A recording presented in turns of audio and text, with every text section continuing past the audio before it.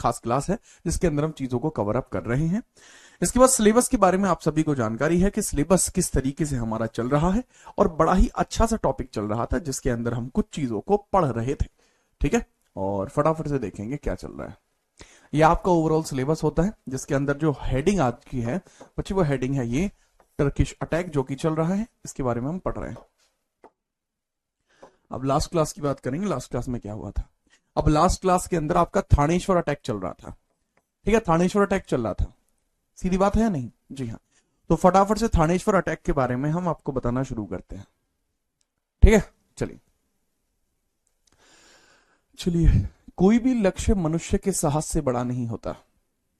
ठीक है, ये कहना है हमारे क्लास के अभिषेक तिवारी जी का। ठीक है, याद रखने, तिवारी बहुत मारूंगा अगर ध्यान ना दिया ना क्लास में, ये समझ लो। तो तिवारी बेटा ध्यान दो क्लास में। अब यहां पे हेडिंग डालेंगे जो हम आज पढ़ रहे हैं, भारत पर महमूद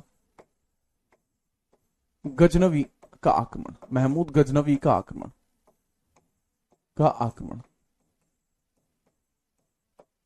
अच्छा याद रखना, इसको पढ़ाने के बाद इसके क्वेश्चंस की प्रैक्टिस भी आज आपको कराऊंगा मैं। कुछ क्वेश्चंस आपके लिए लिख दिए जाएंगे, आज क्वेश्चन की प्रैक्टिस भी करेंगे आज लास्ट में। ठीक है, याद रखना। तो इन्वेड्स ऑफ महमूद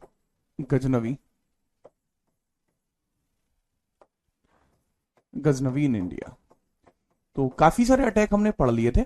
हम जो बात कर रहे थे 1015 की बात कर रहे थे, 1014 कर लीजिए पहले, 1014 में थानेश्वर आक्रमण आपको देखने को मिलेगा। इसको बोलते हैं लूट ऑफ थानेश्वर, लूट ऑफ थानेश्वर, लूट ऑफ थानेश्वर। यही पढ़ रहे थे? जी हाँ, थानेश्वर लूट, थानेश्वर लूट। अब यहां समझना 1014 में क्या किया जाता है कि थानेश्वर के ऊपर गजनवी लूट करने के लिए आता है। तो सबसे पहले एक क्वेश्चन है कि पूछा जाएगा कि यहां पर कौन सा ऐसा मंदिर था जिसको महमूद गजनवी ने तबाह कर दिया। ठीक है, यहां पर आप लिख लीजिएगा, यहां कौन सा ऐसा मंदिर था जिसको महमूद गजनवी ने तबाह कर दिया। यहां चंद्र स्वामिनी मंदिर था, चंद्र स्वामिनी मंदिर था। स्वामिनी मंदिर को लूटा गया, लूटा गया। प्लस यहां एक महादेव मंदिर भी हुआ करता था, महादेव मंदिर को भी लूटा गया। यहां महादेव मंदिर को भी लूटा गया, महादेव मंदिर को भी लूटा गया, लूटा गया। दोनों चीज लिख लेंगे, इन्वेड ऑफ चंद्र स्वामिनी, चंद्र स्वामिनी यहां पर होती है पहला, लूट ऑफ चंद्र स्वामिनी टेम्पल, स्वामिनी टेम्पल। एंड दूसरा काम यहां क्या होता है, लूट ऑफ महादेव टेम्पल, लूट ऑफ महादेव टेम्पल, लूट ऑफ महादेव टेम्पल। ये दोनों ही चीजें यहां पर होती हैं। किसके द्वारा किया गया है ये? बाई गजनी। ये तो आपको पता लग गया। जी हाँ, महादेव मंदिर को लूटा गया है और यहां पर चंद्र स्वामिनी मंदिर को लूटा गया है। चंद्र स्वामिनी मंदिर भगवान विष्णु का मंदिर है और महादेव मंदिर भगवान महादेव का है। अब बात आती है कि सर किसके द्वारा लूटा गया। ऑब्वियसली बात है, हम गजनवी की बात करें तो गजनवी ने इसको लूटा है, सही बात है सर। लेकिन पूछा जाएगा कि यहां पर उस समय रूलर कौन था, who was the ruler of Thaneshwar when he attacked. तो थानेश्वर का रूलर कौन था, थानेश्वर का जो रूलर था इस समय वो कौन था बच्चे? थानेश्वर का जो रूलर इस समय था उसका नाम क्या था, यहां जो शासक था उसका नाम क्या था? हरदत्त, हरदत्त नाम था, हरदत्त नाम था उसका, हरदत्त। मैं आपको एक बात स्पेशली बताना चाहूंगा, यह क्वेश्चन कभी नहीं पूछा जाएगा कि यहां रूलर कौन है, बट फिर भी मैं बता देना चाहता हूं, यह कभी नहीं पूछा जाएगा यहां पे रूलर कौन था, लेकिन ये मैं आपको बता देता हूं। ठीक है, क्लियर बात है? जी सर। ये बात है 1014। उम्मीद है कि आप इस बात को समझ पाए होंगे, उम्मीद है कि इस बात को आप समझ पाए होंगे। ठीक है, अब एक बड़ा ही इंपॉर्टेंट सा बात आता है कि सर एक बात हमें समझ में नहीं आ रही, आप कहीं पर तो लिख रहे हो लूट, कहीं पर लिख रहे हो आक्रमण, कहीं पर लिख रहे हो युद्ध, तो इन सब चीजों में क्या कोई डिफरेंस होता है? जी बच्चे, ठीक है, तो इनमें डिफरेंस होता है, उस डिफरेंस को हम बताते हैं आपको। एक चीज होती है कहीं, मतलब ये इस चीज को मैं मिटा दूंगा तो सिर्फ समझने के लिए है, कृपया थोड़ा ध्यान देना। एक चीज होती है कहीं पर इन्वेड, इन्वेड का मतलब होता है आक्रमण, आक्रमण। ठीक है, एक होता है इन्वेड यानी एक होता है आक्रमण, एक होता है वॉर, बैटल या युद्ध इसको बोलते हैं। इसमें भी हालांकि डिफरेंस होता है, बैटल छोटे होते हैं, वॉर बड़े होते हैं, युद्ध और महायुद्ध। और एक चीज होती है बच्चे लूट, लूट। इन तीनों चीजों में डिफरेंस क्या होता है? जो आक्रमण होता है इसके पीछे का जो कारण हो सकता है कि यह आक्रमण हो सकता है किसी स्थान पर, किसी स्थान पर हो सकता है, किसी स्थान पर यह हो सकता है, और इसके पीछे का रीजन हो सकता है क्या क्या? शासक के विरुद्ध, किसी शासक के विरुद्ध आक्रमण किया जा सकता है, या किसी स्थान पर कब्जे के लिए युद्ध किया जा सकता है, ये लूट के लिए हो सकता है। ठीक है, या फिर कब्जे के लिए हो सकता है कि जमीन पर कब्जा करना, कब्जे के लिए हो सकता है। आक्रमण के पीछे के ये कारण हो सकते हैं। ठीक है, वॉर और बैटल के अंदर क्या, ये इसके पीछे का कारण है कि ये किसी रूलर के अगेंस्ट ही होगा, ये किसी स्थान पर कब्जा करने के लिए नहीं होता, ना ही ये लूट करने के लिए होता। इस युद्ध का मेजर ऑब्जेक्टिव होता है सामने वाले शासक को हराना। ठीक है, सामने वाले शासक को हराना। वॉर या बैटल का उद्देश्य क्या होता है, इसका ऑब्जेक्टिव क्या होता है कि यह शासक के विरुद्ध होता है। इसका ऑब्जेक्टिव होता है it is against a ruler, it is always against, it is always against a ruler. यह हमेशा किसी ना किसी शासक के विरुद्ध होगा। अगर शासक के विरुद्ध नहीं है तो वो एक इन्वेड होगा, वो युद्ध नहीं होगा।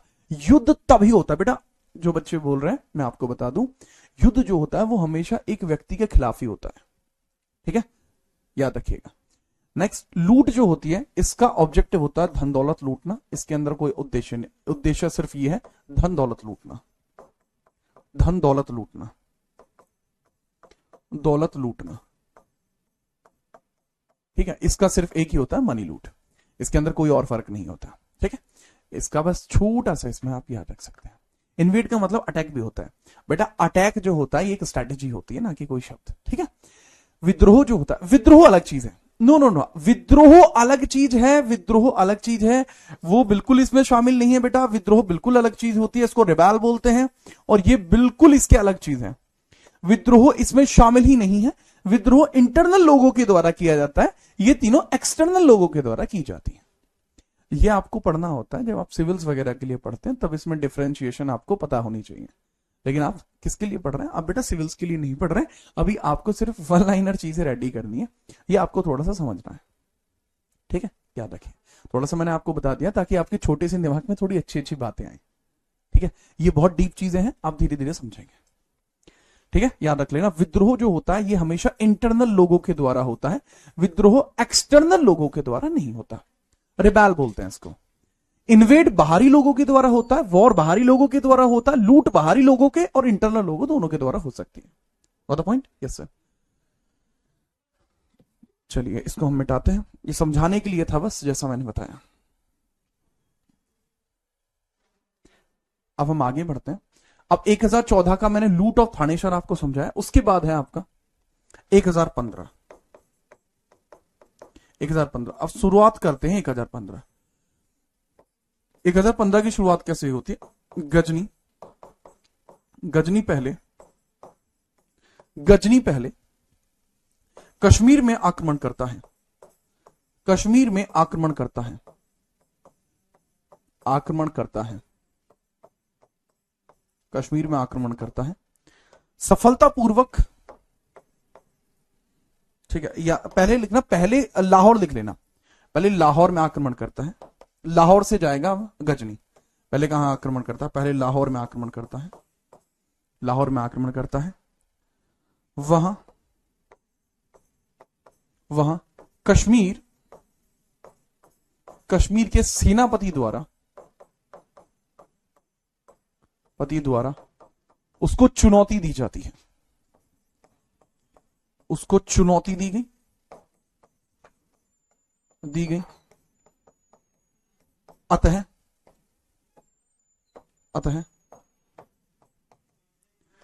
1015 में ही वह कश्मीर पर आक्रमण करता है, 1015 में ही वह कश्मीर पर आक्रमण करता है, आक्रमण करता है। ठीक है, मेरे ख्याल से अब आपको थोड़ा बहुत समझ में आया होगा मैं यहां पे क्या बताना चाह रहा हूं।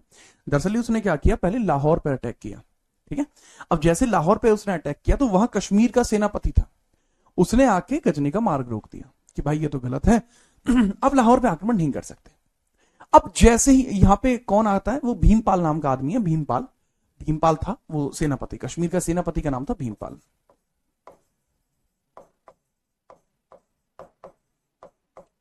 कश्मीर के सेनापति का नाम था भीमपाल ने उसका मार्ग रोक दिया था, ठीक है, भीमपाल ने उसका मार्ग रोक दिया था। अब जैसे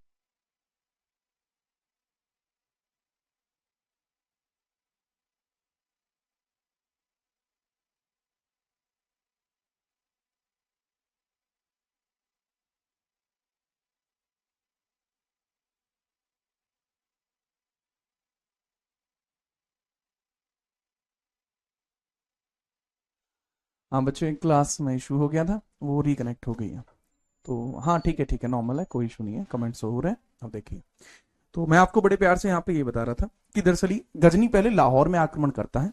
जैसे वो लाहौर में आक्रमण कर रहा होता है तो कश्मीर के सेनापति होते हैं भीमपाल के द्वारा उसको चुनौती दी गई, इस वजह से 1015 में ही वह कश्मीर पर भी आक्रमण करता है। ठीक है, याद रखिए इस चीज को। तो पहले है कि 1015 की इंग्लिश आप लिख लीजिए, Ghazni attack Lahore, later attacked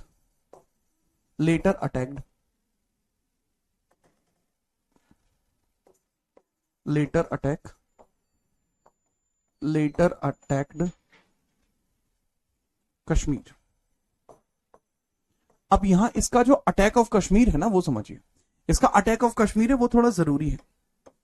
तो कश्मीर का आक्रमण क्या है, तो यहां पर कश्मीर का आक्रमण, या फिर इसको बोलते हैं बैटल ऑफ कश्मीर है, ये बैटल ऑफ कश्मीर, इसका कश्मीर युद्ध, यहां पे इसका कश्मीर युद्ध शुरू होगा।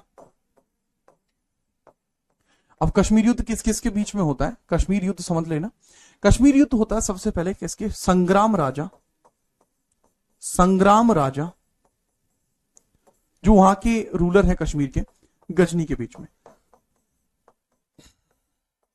ठीक है, याद रखना, संग्राम राजा वर्सेस गजनी, संग्राम राजा वर्सेस गजनी। तो एक ना बड़ा इंपॉर्टेंट से इसमें फैक्टर क्रिएट होगा, ठीक है, एक ना बड़ा इंपॉर्टेंट से इसमें फैक्टर क्रिएट होगा बाबू। पूछा जाएगा कि जैसे संग्राम राजा है या गजनी है, तो इसमें बैटल कौन जीतेगा।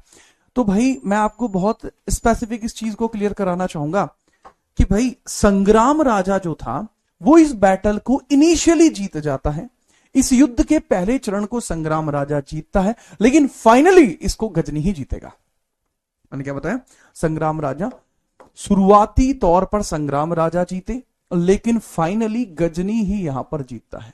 मैं इस बात को लिखना चाहूंगा, शुरुआत में संग्राम राजा जीते और राजा जीते, लेटर बाद में Ghazni won the battle, Ghazni won, बाद में गजनी वॉन। शुरुआती तौर पर इसमें संग्राम राजा जीतते हैं, लेकिन बाद में गजनी ही जीतता है। ऐसा मैंने इसलिए लिखा है दरअसल क्योंकि कुछ किताब ऐसी हैं, कुछ किताबें ऐसी हैं जो आपसे बताती हैं कि यहां पर कौन जीता था। तो कुछ किताबों की अगर मैं बात मानूं, कुछ किताबों की, तो कुछ किताबों का कहना है कि यहां पर जो जीता था वो संग्राम राजा जीते थे, लेकिन आपकी एनसीईआरटी वगैरह बेसिकली का सबका कहना है कि यहां पर जो जीतने वाला राजा था दैट वाज गजनी। मेरे ख्याल से अब आप इस बात को समझ पाए होंगे, इस बात को आप लिख लेंगे। Initially Sangram Raja won, initially Ghazni lost, initially Ghazni lost, later he won, later he won. असलियत में हुआ क्या था कि ये युद्ध के कई चरणों में हुआ था, एक दिन में ये युद्ध खत्म नहीं हुआ। शुरुआती तौर पर संग्राम राजा जीत चुके थे, उन्होंने अपनी जीत की खुशी के अंदर लड्डू भी बंटवा दिए थे, लेकिन आगे चलकर देखा जाता है कि संग्राम राजा हार जाते हैं इस बैटल को।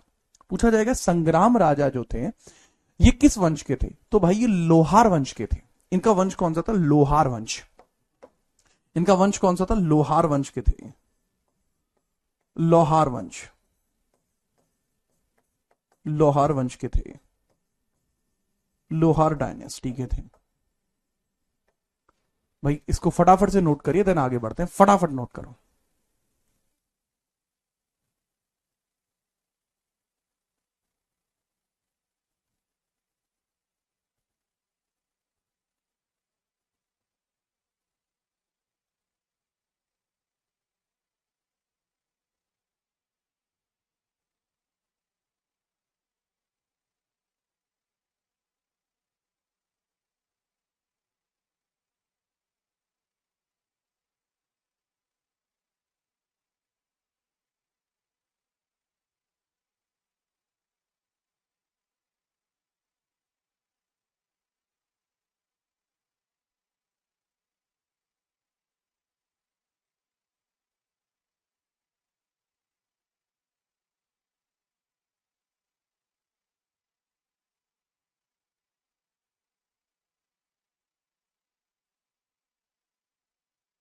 ठीक है भाई, चलिए बहुत बढ़िया।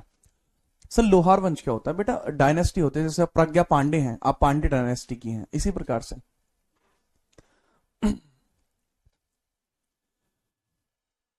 ओके ठीक है, आगे बढ़िए। इसके बाद अगला जो अटैक आपको देखने को मिलेगा दैट इज 1018। इसका अब अगला अटैक है 1018 में। ये बहुत बार पूछा जाता है, 1018 का अटैक इसका बहुत बार पूछा जाएगा। 1018 1018 का जो इसका अटैक है वो बहुत बार पूछा जाता है। ये मथुरा पर आक्रमण था, मथुरा पर आक्रमण,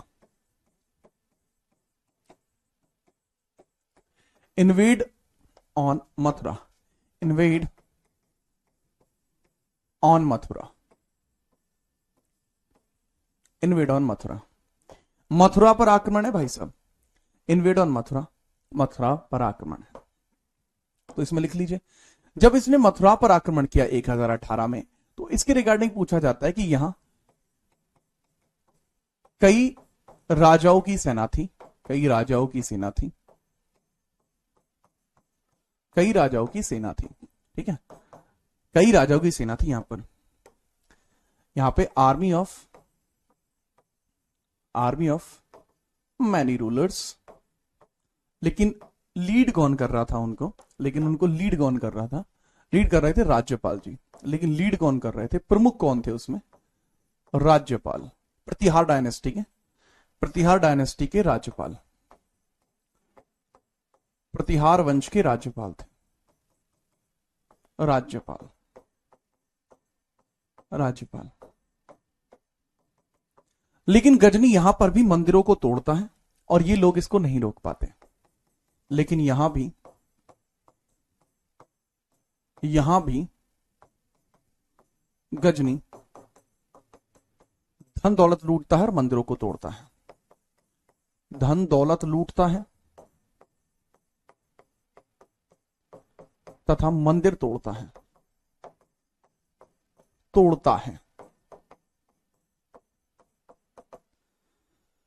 ठीक है, याद रखना। इसके बाद अगला अटैक आप देखेंगे, पहले इस चीज को लिख लीजिए, उसके बाद आप अगला अटैक यहां पर देखने के लिए तैयार रहिए। काफी आसान है। यहां पर भी ये लोग मिलकर गजनी को नहीं रोक पाते। ये सबसे ज्यादा इनिशियल चीज आपको यहां देखने को मिल रही है। अब इसका कालिंजर अभियान होता है 1920 में, इसका एक अभियान होता है कालिंजर। राज्यपाल कौन है बेटा? राज्यपाल राजा है। राज्यपाल कौन है? राजा है, राजा। प्रतिहार डायनेस्टी का किंग है, किंग। प्रतिहार वंश के राजा हैं राज्यपाल। अब 1919-20 में, 1920 में इनका है कालिंजर अभियान। कालिंजर अभियान, कालिंजर अभियान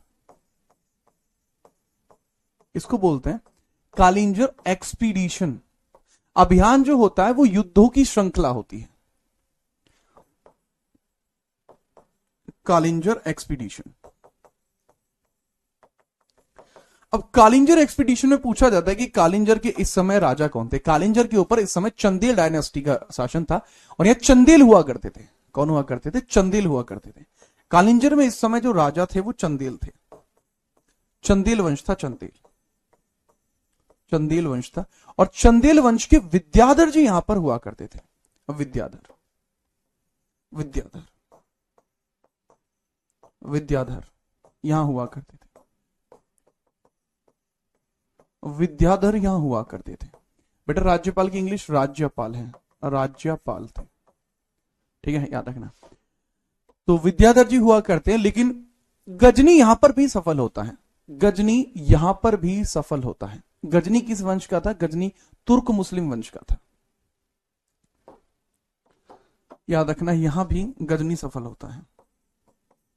यहां भी गजनी सफल हुआ, सफल हुआ। यहां भी कौन हुआ? यहां भी गजनी सफल हुआ। यह चीज भी बड़े ध्यानपूर्वक आप लिख लीजिए। Ghazni successful here too. Ghazni was successful here.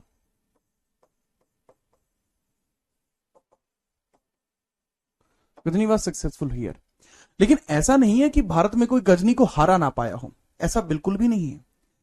ऐसा बिल्कुल भी नहीं है। अगर आपको लगता है कि यहां कोई हरा नहीं पाया, तो ऐसा नहीं है। गजनी को हराया भी गया है, ठीक है, याद रखना। पहले इसको फटाफट लिखिए।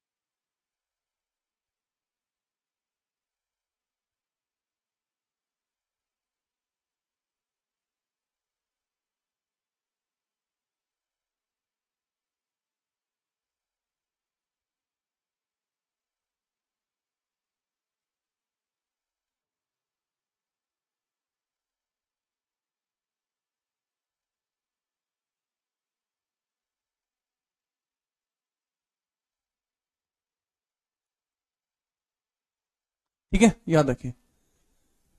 सर यहां सब बेकार है। नहीं नहीं नहीं, देखो, इसका मैं पूरा आपको पैटर्न बताता हूं। गजनी ने इस वाले कालिंजर अभियान में 3 अटैक किए हैं। गजनी ने यहां पर कितने अटैक किए हैं बाबू? 3 अटैक किए हैं। वो तीनों अटैक आप समझिएगा। इस अभियान में 3 आक्रमण हुए हैं, जिसमें से 2 आक्रमण विद्याधर ने जीते हैं और बाद का 1 आक्रमण जो है वो गजनी के द्वारा जीता गया है। कालिंजर अभियान पे आप चाहें तो लिख सकते हैं। कालिंजर अभियान पर यहां 3 आक्रमण हुए हैं। यहां 3 आक्रमण हुए हैं। 3 आक्रमण हुए, 3 आक्रमण हुए हैं, ठीक है। There were 3 attacks. There were 3 attacks. Attacks, ठीक है। यहां पे 3 आक्रमण हुए हैं और इसमें से 2 attack won by, 2 won by, 2 won by Vidyadhar. Vidyadhar Chandel के जो विद्याधर है, विद्याधर राजपूत है, वैसे मैं आपको बता दूं, विद्याधर जी जो है वो राजपूत है और इनके द्वारा 2 बैटल्स को जीता गया था। तो एक सवाल पूछा जाएगा, भारत के किस शासक के द्वारा गजनी को हराया गया था? तो विद्याधर जी, इनके द्वारा गजनी को हराया गया था। ठीक है, याद रखेंगे किसने हराया था? इन्होंने हराया था। Last attack won by Ghazni, last won by Ghazni, last won by Ghazni, last won by Ghazni. अंतिम किसके द्वारा जीता गया? अंतिम या तीसरे आक्रमण को गजनी के द्वारा जीत लिया गया था। कृपया करके इस बात को लिख लीजिए, बहुत बच्चों को कंफ्यूजन होती है, ऑफलाइन में तो बहुत सारे बच्चों को कंफ्यूजन होती है, इसलिए आप इसको लिखना। ठीक है, फटाफट लिखिए।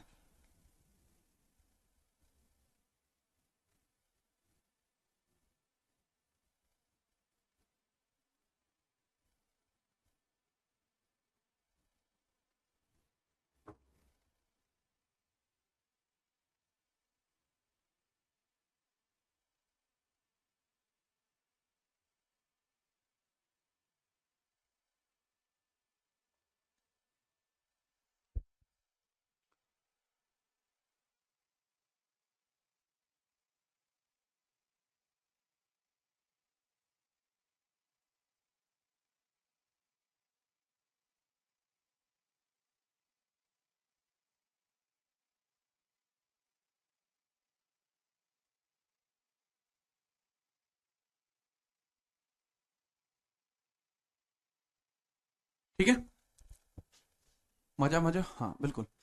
सर तीसरा क्यों हार गए थे विद्याधर? क्योंकि विद्याधर पहले अलायंस के साथ थे। एक बहुत अच्छा सवाल मेरे से पूछा है, कौन है ये?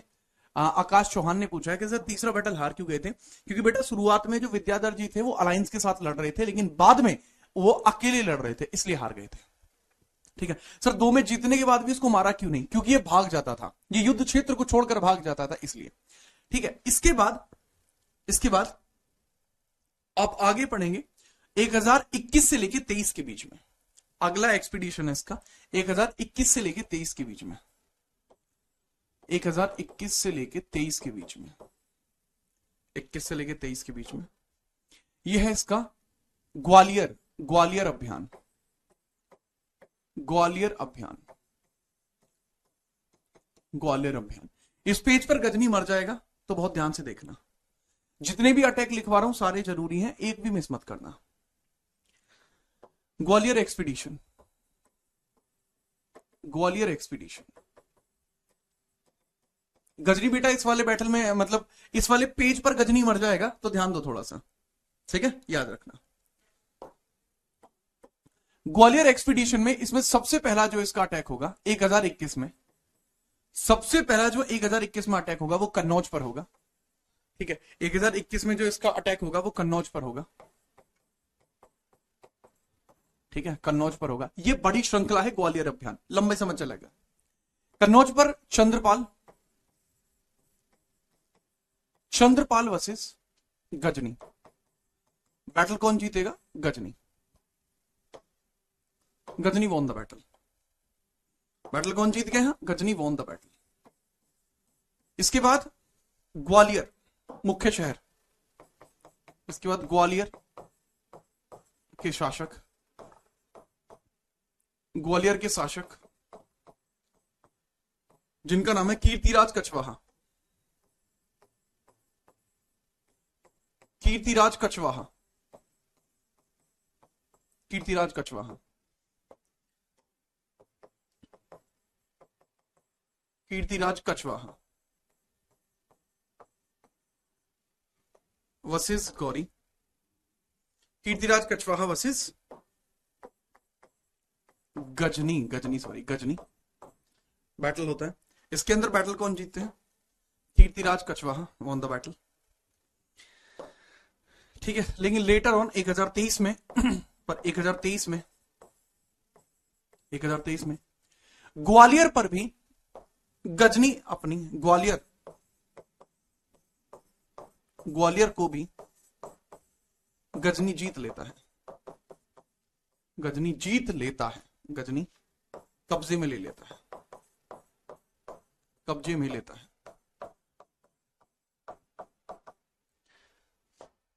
गजनी कैप्चर्ड ग्वालियर। ये कब हुआ था? ये वाला ऊपर वाला ये 1021 में ही हुआ था। शुरुआत में तो कीर्तिराज कछवाहा जीत गए थे, लेकिन बाद में जाके गजनी ने उनको हरा दिया। ठीक है। कन्नौज का राजा था कौन था? कन्नौज का राजा चंद्रपाल था। ग्वालियर का राजा कीर्तिराज थे। तो याद रखना, Gwalior captured by Ghazni, captured by Ghazni. ठीक है बेटा, जितनी डिटेल में इस बारे में आपको पढ़ा रहा हूं ना, वो बच्चे भी जान रहे होंगे जो पुराने वाले बच्चे हैं। याद रखना, अब से पहले आप कहीं भी पढ़े हो दैट डजंट मैटर बाबू, लेकिन अब से पढ़ने के बाद आपको कभी दोबारा हिस्ट्री पढ़ने की जरूरत नहीं पड़ेगी। वो चीज आप समझ रहे होंगे अब तक। ठीक है, चीजों को समझिए। जो बच्चे पहले पढ़े हैं उनको भी दिख रहा होगा इस बार कि सर क्या कर रहे हैं इस बार।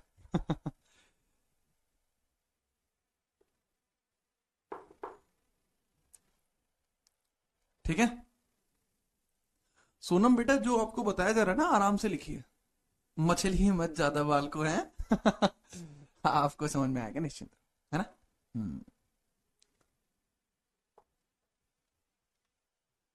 ठीक है बेटा, लवकुश तुम्हारा कुछ नहीं हो सकता बाबू।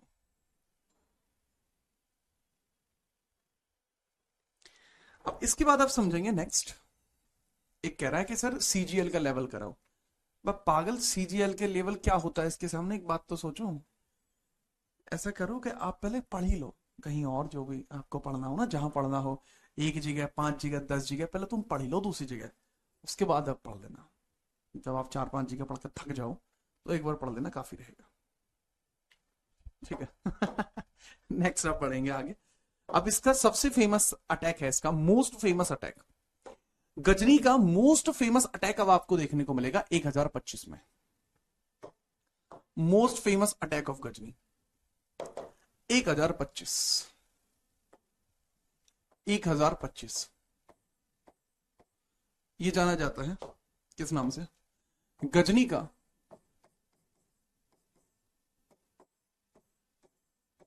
गजनी का सोमनाथ मंदिर पर आक्रमण। सोमनाथ मंदिर पर आक्रमण, मंदिर पर आक्रमण, सोमनाथ मंदिर पर आक्रमण। गजनी इन्वेड ऑफ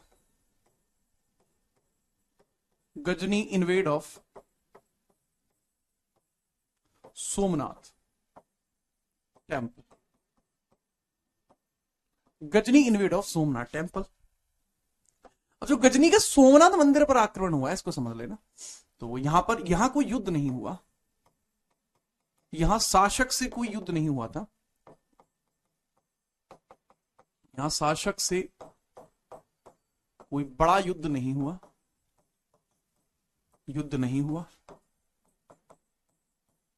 ठीक है।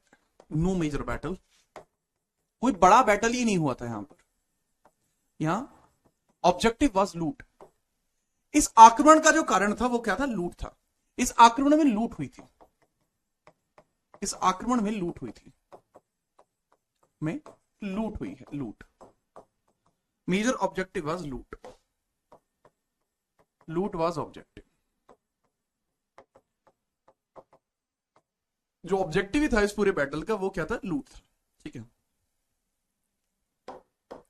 अब बात को समझना यहीं पर, क्योंकि जब 1025 में गजनी ने सोमनाथ पर आक्रमण किया, तो सोमनाथ जो है, सोमनाथ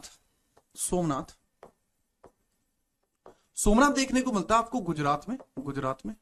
तो गुजरात के इस समय रूलर कौन हुआ करते थे? गुजरात के रूलर कौन हुआ करते थे?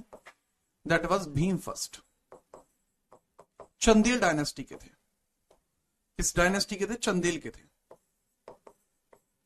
चंदेल वंश के थे, चंदेल वंश, चंदेल डायनेस्टी। कौन सी डायनेस्टी के थे भाई? चंदेल डायनेस्टी के थे। ठीक है, चलिए समझिए। अब जो सोमनाथ आपको यहां देखने को मिल रहा है, सोमनाथ,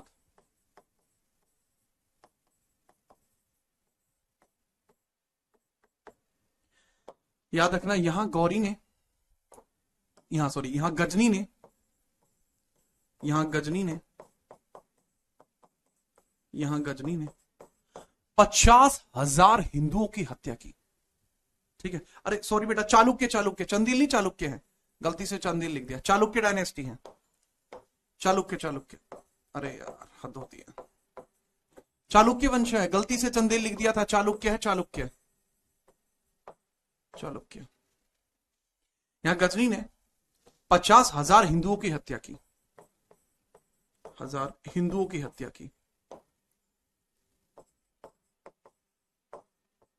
50,000 हिंदुओं की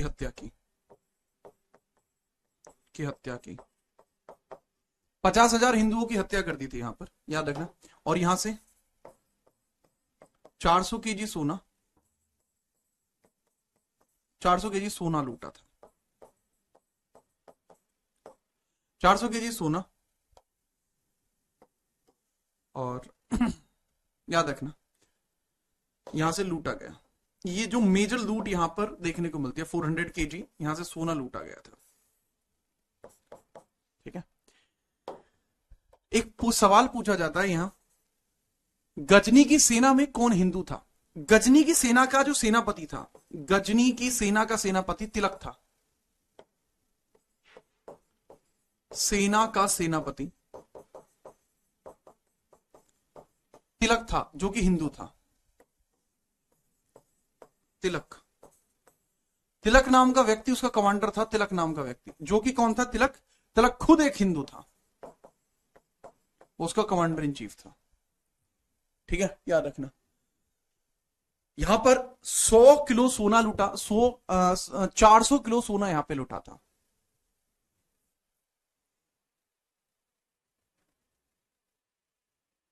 ठीक है, देखो भैया, यह है नंबर, मैं ये चीज लिखना चाहूंगा, यह है संख्या,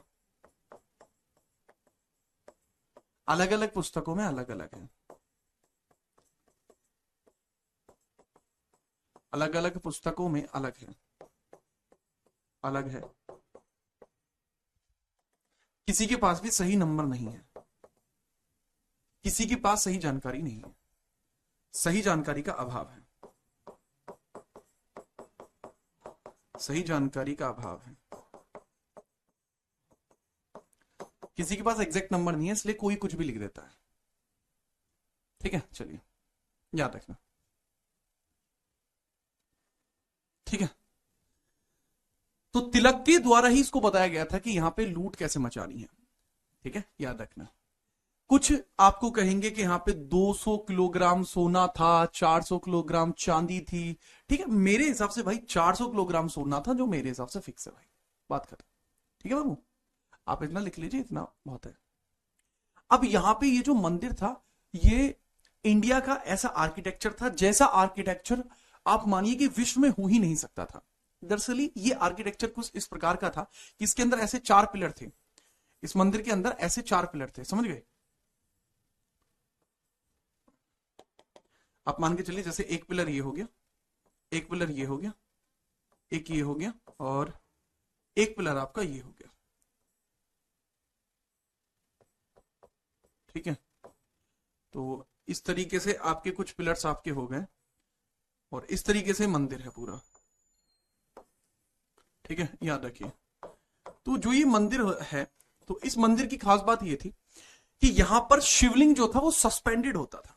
सस्पेंडेड का मतलब है कि यहां का जो शिवलिंग था वो हवा में हुआ करता था, वास्तुकला। तो जब गजनी ने पहली बार इसको लूटने के लिए गया था, तो जैसे ही गजनी ने गेट खोले तो शिवलिंग हवा में था, यहाँ के मैग्नेटिज्म की वजह से। हर एक पिलर में एक मैग्नेटिज्म बहुत ज्यादा प्रबल था, तो शिवलिंग सस्पेंडेड रहा करता था, यहां शिवलिंग रहा करता था। और देखो, भोलेनाथ की माया तो कोई नहीं समझ पाया, भोलेनाथ की माया कोई ना समझ पाया।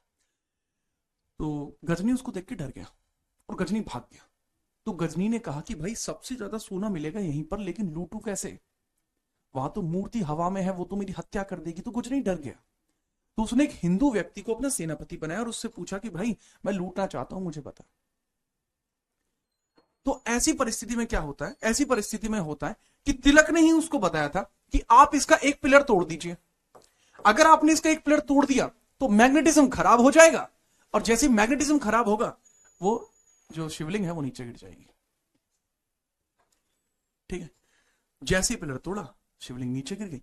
वहां जो हिंदू थे उन्होंने गजनी की हत्या नहीं की, उन्होंने कहा कि हमें तो भोलेनाथ बचाने आएंगे। लेकिन भगवान क्या कहते हैं पता है, कि मेरा अवतार तो होगा लेकिन वो उस रूप में होगा जिस रूप में तुम हो।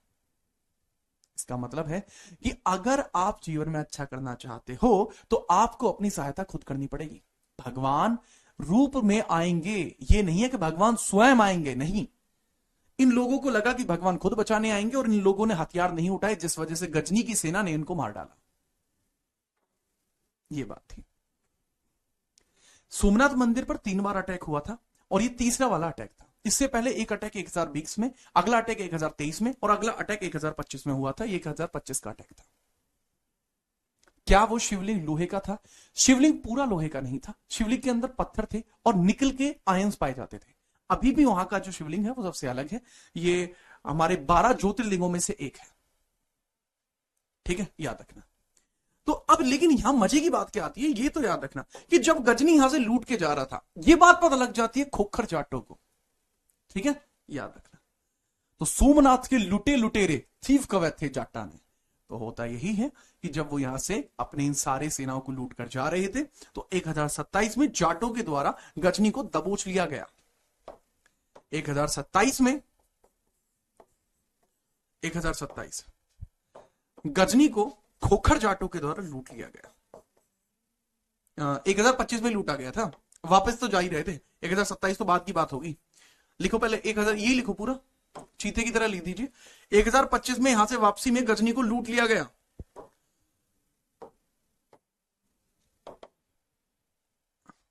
एक 1025 में ही 25 वापसी में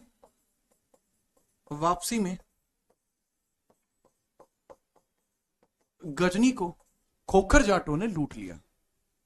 ठीक है, चलिए 1025 वापसी में गजनी को जाटों ने लूट लिया, खोखर जाटों ने लूट लिया। और सुताई की वो अलग, जाटों ने लूटा। तो आप लिख लेंगे कि Ghazni looted by Khokhar Jats. Khokhar Jats, Ghazni looted by Khokhar Jats. याद रखना।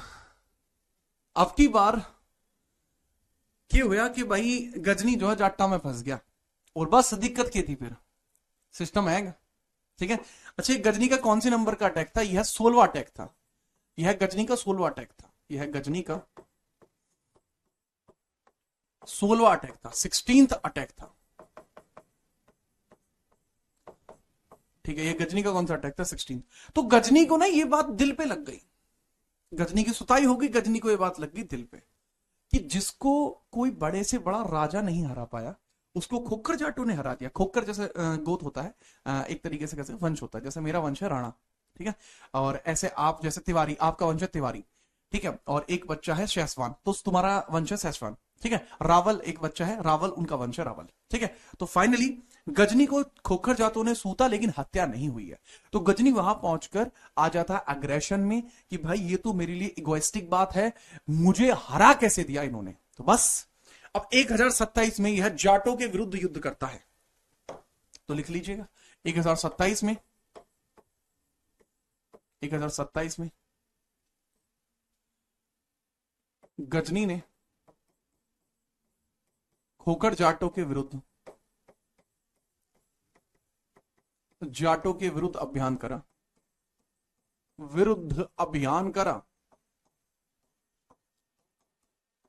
अभियान करा। तो इस चीज को लिख लेंगे, गजनी अटैक्ड खोखर जाट्स। लेकिन भाई आप जैसा कि सभी जानते हैं कि जब उसके द्वारा अटैक किया जाता है तो खोखर जाट जो थे ना वो एक बहुत बड़े नहीं थे, याद रखना, ठीक है। तो काफी संख्या में कम थे। इस युद्ध में दोनों को बराबर हानि हुई। इस युद्ध में दोनों पक्षों में बराबर हानि हुई, दोनों पक्षों में हानि हुई, दोनों पक्षों में हानि हुई। गजनी काफी घायल हो गया था, अतः वो अभियान से वापस चला गया। गजनी काफी घायल हो गया था, काफी घायल हो गया था, अतः वह लौट गया। मैंने ये नहीं कह रहा यहां पर जाट जीते थे, मैं ये कह रहा हूं कि दोनों तरफ बराबर हानि हुई है, लेकिन गजनी इसमें बहुत ज्यादा घायल हो गया है। अब गजनी घायल हो गया है, इस वजह से गजनी वापस लौट गया, गजनी वापस लौट गया, लौट गया। ठीक है, याद रखना। More damage, Ghazni got more damage, so he retreat. Retreat का मतलब होता है वापस लौट जाना, रिट्रीट का मतलब होता है वापस लौट जाना। ठीक है, इसको बोलते हैं बाइलेटरल डैमेज। बाइलेटरल डैमेज का मतलब है दोनों तरफ हानि होना, बराबर दोनों तरफ हानि हुई। बाइलेटरल डैमेज हुआ, गजनी को ज्यादा घायल हुआ, मोर डैमेज हुआ, इसलिए वो रिट्रीट कर जाता है और 1030 में उसकी डेथ हो जाती है। 1030 में गजनी शहर में ही उसकी डेथ हो जाती है, गजनी शहर में ही मृत्यु हो जाती है। तो Ghazni died in 1030।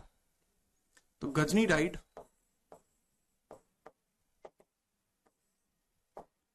Ghazni died 1030। तो गजनी की मृत्यु कब हुई? 1030 में। ठीक है, याद रखने।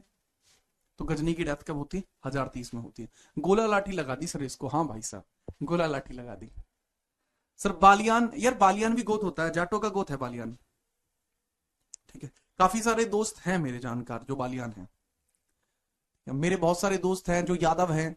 ठीक है, बहुत खतरनाक चीता दोस्त है मेरे जो यादव हैं। ठीक है, फटाफट इसको लिखिए फिर आगे बढ़ते हैं।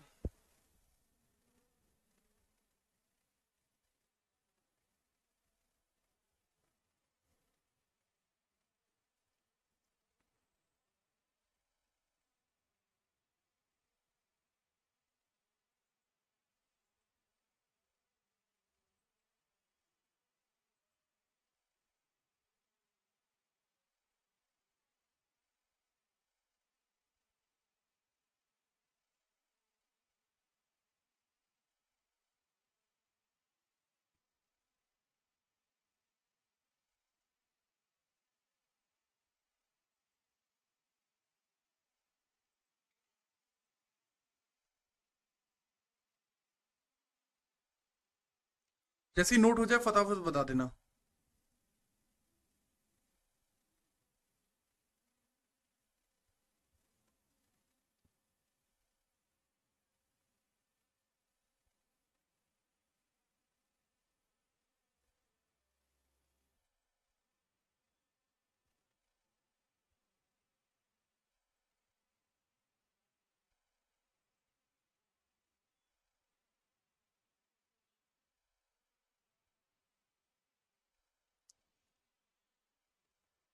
ठीक है, याद रखना। बहुत बढ़िया, हो गया, बहुत सही।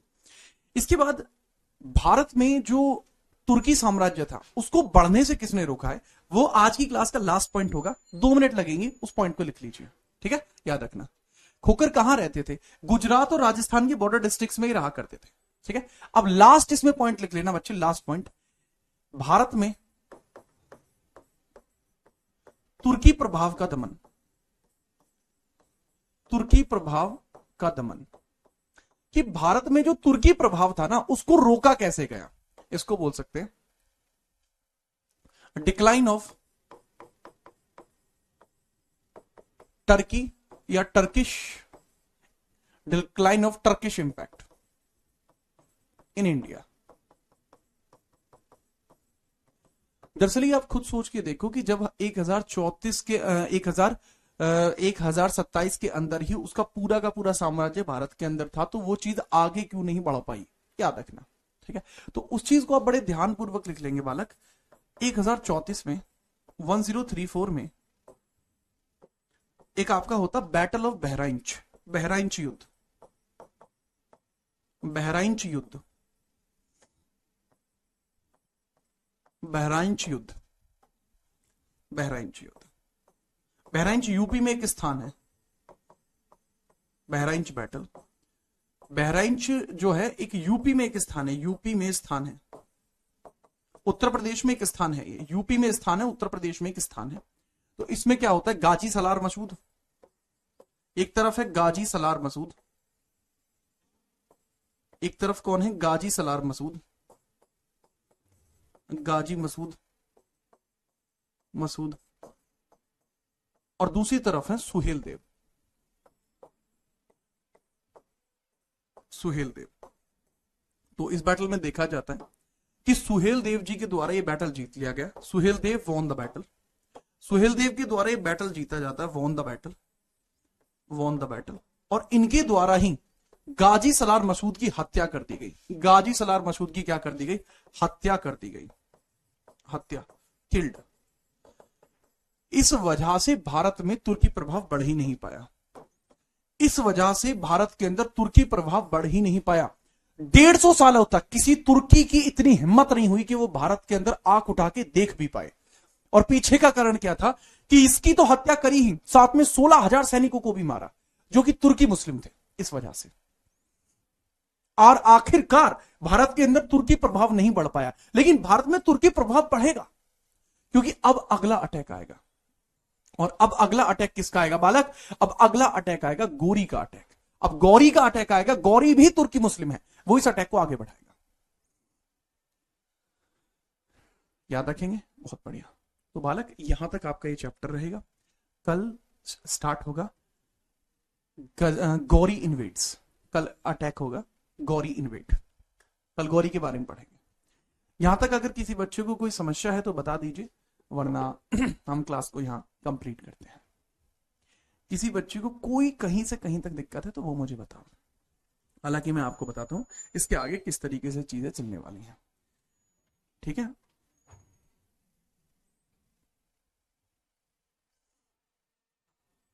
ठीक है, अब इसके बाद क्या चीज स्टार्ट होगी भाई, इसके बाद अभी जो चीज हमने कंप्लीट करी है, अभी ध्यान से अभी हमने गजनाविड एम्पायर कंप्लीट किया है।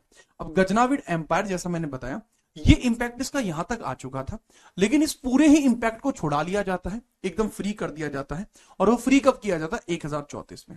तो इंडिया में से ये पूरा इंपैक्ट खत्म हो गया। लेकिन बाद में चल के गुरीद एम्पायर यानी गौड़ साम्राज्य की वजह से भारत में बढ़ेगा, गौड़ साम्राज्य की वजह से ये भारत में बढ़ेगा और बड़े स्तर पर भारत में बढ़ेगा, इसका इंपैक्ट बढ़ता चला जाएगा, ठीक है। तो वो कैसे बढ़ेगा, वो गौरी की वजह से बढ़ेगा, जिसका नाम है मोहम्मद बिन श्याम शहाबुद्दीन गौरी, उसकी वजह से ये बढ़ेगा, उसको हम देखने वाले हैं, ठीक है। आई गेस कि आपको ये चीज बच्चे समझ में आई होंगी। अगर आपको किसी प्रकार की कोई समस्या नहीं है तो फटाफट मुझे बता दीजिए। सर मैं बहराइच से हूं, बहुत अच्छा भाई, रोशनी बहुत बढ़िया, ठीक है। याद रखना। सर गजनी का मकबरा कहां पर है, बेटा गजनी का मकबरा आपको देखने को मिलेगा गजनी शहर में, जो आपको अफगानिस्तान में देखने को मिलती है, ठीक है। सर क्वेश्चन करा दीजिए बेटा, अभी क्वेश्चन का समय तो खत्म हो चुका है, अगली क्लास में क्वेश्चन भी करा दूंगा। कल की क्लास के अंदर ये कंप्लीटली खत्म हो जाएगा बेटा, ठीक है, ये कंप्लीटली खत्म हो जाएगा, जो यूनिट है ना अपनी। हाँ, अगली क्लास जब शुरू होगी हमारी तो उसमें कंप्लीट जब करेंगे तो ये पूरी यूनिट खत्म हो जाएगी। टर्किश अटैक कंप्लीट हो जाएगा अगली क्लास में, गोरी का अटैक के बाद, ठीक है। तो कृपया करके अच्छे से नोट्स बनाइए, बढ़िया से पढ़िए, कोई डाउट है तो पूछ लीजिए। कल की क्लास का टॉपिक है गौड़ साम्राज्य, ठीक है। चलिए ओके, जो भी मैं आपको हेडिंग्स बता रहा हूं भाई, इसको मतलब पैरेलली नोट करते चलिए। अगर आपको बताई गई सारी चीजें याद रह जाती हैं तो आपको हमेशा के लिए हिस्ट्री याद हो जाएगी, ठीक है। याद रखना। सर गाजी सलार मसूद कौन था, जब गजनी की डेथ हुई तो गजनी का जो उत्तराधिकारी बना वो गाजी सलार मसूद बना था। सर सुहेल देव कौन थे, बेटा बहराइच के राजा हुआ करते थे, राजा सुहेल देव, ठीक है। बहुत बढ़िया,